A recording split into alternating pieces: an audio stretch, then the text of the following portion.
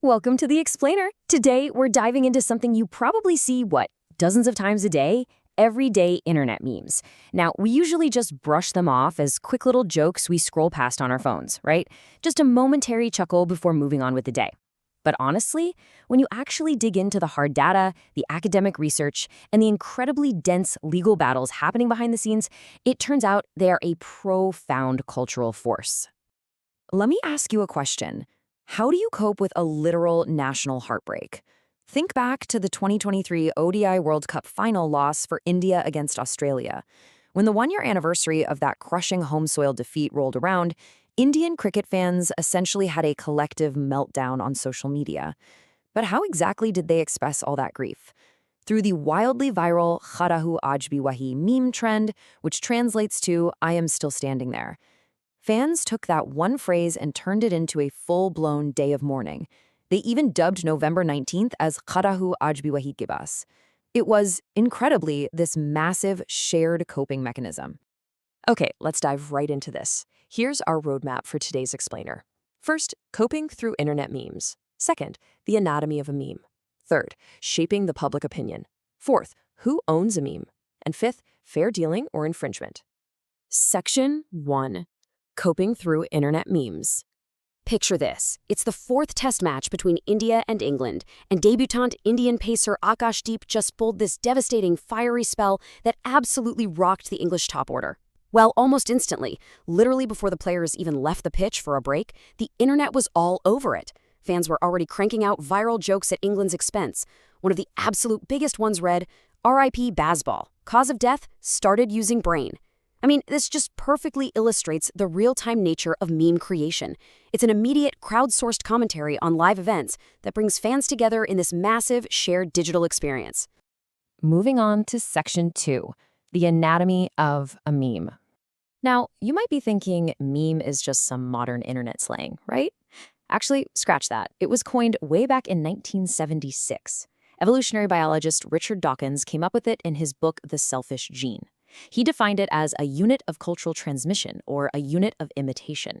Basically, Dawkins saw memes as the cultural equivalent to biological genes. So just like genes carry biological info, replicate, and evolved over time, memes carry cultural info, like an idea, a behavior, a joke. And they replicate as we share them, constantly evolving as people tweak the text or swap out an image. And just like biological traits, some of these memes, they survive way better than others. Researchers actually categorize these ultimate survivors as the classics. These are formats that seemingly never die. They just become eternal templates. Take a classic from the Bollywood movie Hera Peri, for instance, because the themes it touches on are so incredibly universal, like the eternal struggle of your salary immediately vanishing to pay bills. This visual template is constantly recycled and reused year after year after year. But then, on the flip side, we have what researchers call trenders and one-hit wonders. Trenders are those memes that spike massively in popularity because of a very specific right-now issue. Think of the absolute tidal wave of reaction memes when the PUBG game was banned in India, or the sarcastic post during the Aryan Khan cruise case. They completely dominate your feed for a week, maybe a month, but then, because they're tethered to a passing news cycle, they completely vanish. You're probably never going to see them again. Section 3. Shaping the public opinion.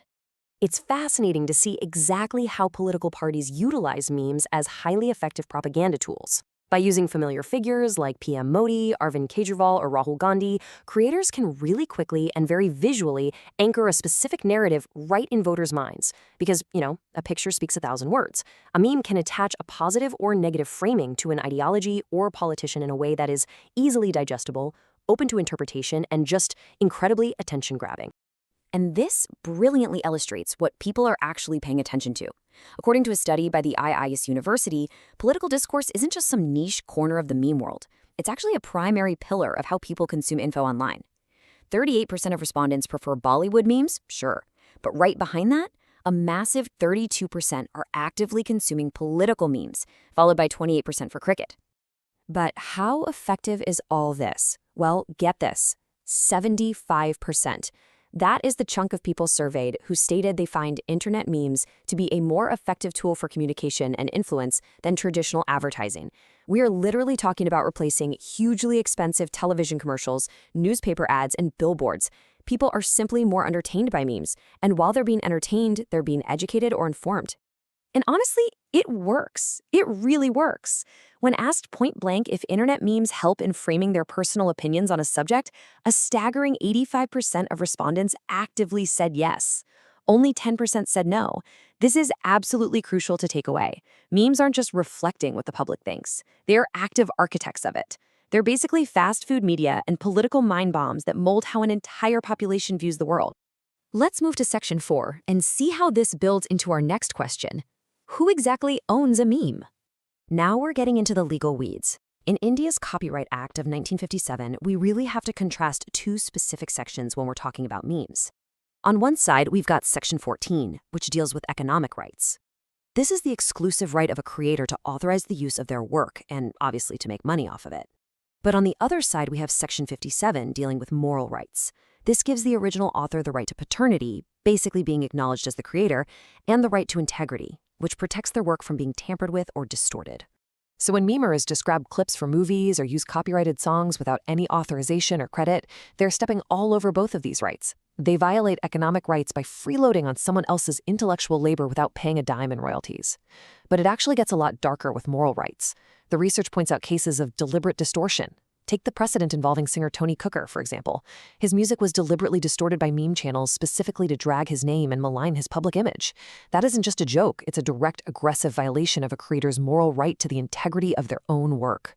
Which brings us to Section 5, fair dealing or infringement. The go-to defense here is usually Section 52 of the Copyright Act, which is known as fair dealing. Memers will argue, hey, I'm altering this image for humor or social commentary or just trolling, so I'm protected under this exception. But as legal research is quickly highlighting, the game has totally changed. Memes aren't just for sharing ideas anymore. They are heavily used for commercial purposes. Meme pages are raking in massive ad revenue and securing big sponsorships. Using copyrighted material to turn a commercial profit, that heavily challenges the whole fair dealing defense. It really blurs the line between a harmless joke and straight-up digital theft. Now put yourself in their shoes. Imagine you are the copyright holder whose work has just been stolen, mocked, and monetized. You face a really critical scenario called intermediary liability. Who is actually to blame when an infringing image goes incredibly viral? Do you try to sue the anonymous meme creator, who might be literally impossible to track down, or do you go after the massive social media platform, the intermediary, that is actively hosting the image and providing the virtual space for the theft to happen? So, the crucial point here revolves around this concept of safe harbor. Platforms generally throw up their hands and claim safe harbor, arguing that they couldn't possibly self-regulate the millions of things uploaded by users every minute, so they shouldn't be held liable for third-party copyright infringement. Fair enough, maybe, but the legal research notes a massive, completely unresolved gray area in Indian law. What happens when these massive intermediaries are actively making monetary gains from the traffic that is driven by these infringing memes? The liability in these specific circumstances just hasn't been definitively fixed yet, which leaves original creators in a seriously tough spot. Which leaves us with this final provocative thought. We started out today looking at a funny little meme about a cricket match, right? And we drilled all the way down into evolutionary biology, political propaganda, and some intensely unresolved copyright law. So I have to ask you, if a meme has the documented power to shape public opinion, drive massive commercial profits, and potentially violate the economic and moral rights of creators, is it really just a harmless joke anymore? I want you to rethink every single image you scroll past today. Think about the source, the intent, and the incredible mechanics operating behind it. Keep learning, keep questioning, and I will see you on the next explainer. Welcome.